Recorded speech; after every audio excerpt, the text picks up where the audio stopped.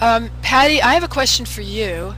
Can you tell me, for people who are trying to eat ecologically, what's the most important thing? Is it more important to eat organic, to eat local, to cut back on your meat consumption? What do you tell people when they ask you how they can curb their carbon food print?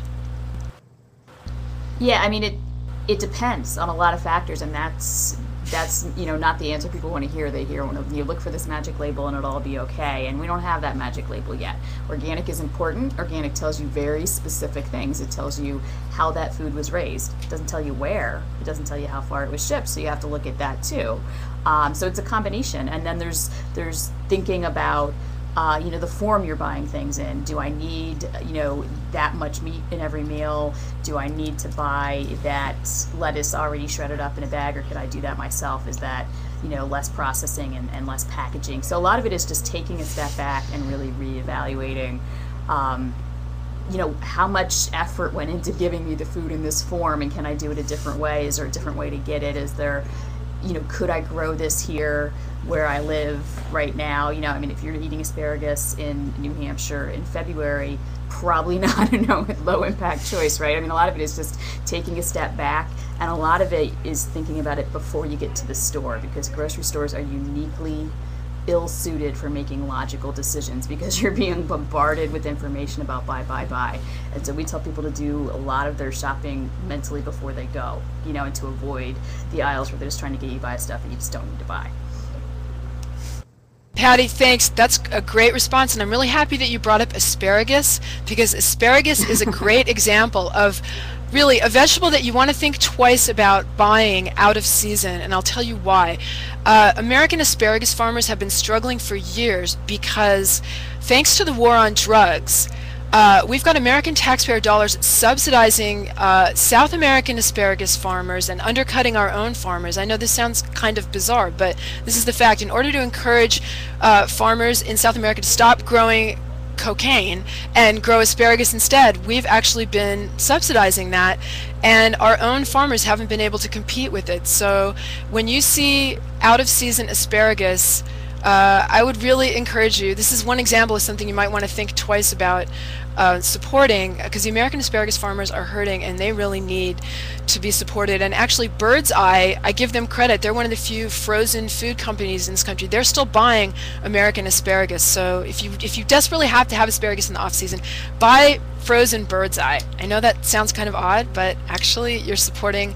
Talk about supporting local farmers. This is really important, and I would advise people to also think about other out-of-season things that we've gotten so used to getting, like raspberries from Chile in January. There's other alternatives. Ideally, you want to try to eat in season as much as you can. That's something that Colin really exemplified with his experiment. I have another question for Patty from Susan Rubin in Ossining, New York. She wants to know if the Take Back the Tap program is happening in schools all across the country. That's a great question, thanks. There's some college campuses that have been taking this on and really trying to talk to the people that kind of run the dining services or run the vending programs, to be really questioning them about what role bottled water should play on their campus. It's a little bit tougher to do in schools, and one of the reasons, just like a lot of schools elementary or high schools are trying to figure out how to get better food in their system because they have challenges with kitchens, a lot of schools now have challenges with drinking fountains. They're worried about their drinking fountains, they're old and they haven't been maintained, and so it's kind of a little mini example of our infrastructure challenges. So it's something that people could talk to their school boards about and ask, do we want kids having to bring a bottle of water every day, or can we invest in the pipes in these schools and make sure the water fountains are good and in good working order, and test the water periodically and feel good about it, and then not have to deal with all that trash. So it's a great project, for a local PTA or a local group of students to take on and go to their school board and start talking about. I don't want to sound paranoid, but Patty, I'm really glad that you brought up the issue of the drinking fountains, because I wonder sometimes how much of it just seems like drinking fountains have almost become, a thing of the past. And in the schools, you've had the situation where you've had sponsors, like you've had beverage machines installed. And is there some kind of plot, to just let the drinking fountains become obsolete to force kids to have to like pay for beverages from machines? Is that a completely far-fetched scenario, or am I onto something there?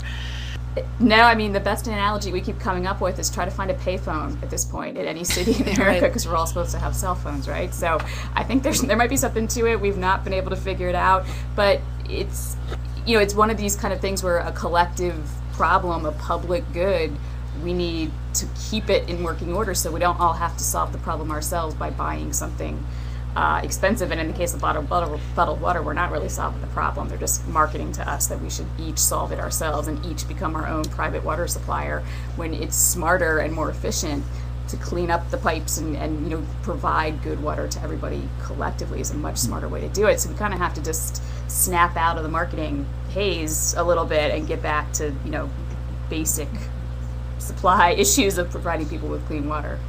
Okay, we have a video question for Josh. So we've got Ian Serlin, and Ian, go ahead and ask Josh your question. Hey Josh, I'm calling from Los Angeles, California, and I was just wondering, obviously slow food is kind of the antithesis, or hopefully the cure for fast food and fast food culture, but I know slow food's been around for a while. I was wondering if you could talk a little bit about how slow food has evolved over the years as people have gotten more involved, and as the climate crisis has become, I hope, accepted by the majority of the population. We're starting to actually do something about that. Great question. That's a phenomenal question. So slow food's roots were actually in northern Italy, and a McDonald's opened on the Spanish Steps in Rome, and some Italians got together and wanted to protest that. And they started the protest by handing out bowls of penne pasta, and this chant spontaneously formed saying, "We don't want fast food, we want slow food." And it was this sort of celebratory protest. When it came to the US, it at first I think was really focused on getting people together to eat good food and share it and know there was a story behind it. And that on its own was almost a revolutionary act, and that was something that was disappearing really quickly. And now we've realized, I think over the last really 5 years in the sustainable food movement, that it's not enough to just buy food that you believe in. You've got to get involved in activism. You have to be an engaged advocate and engaged citizen.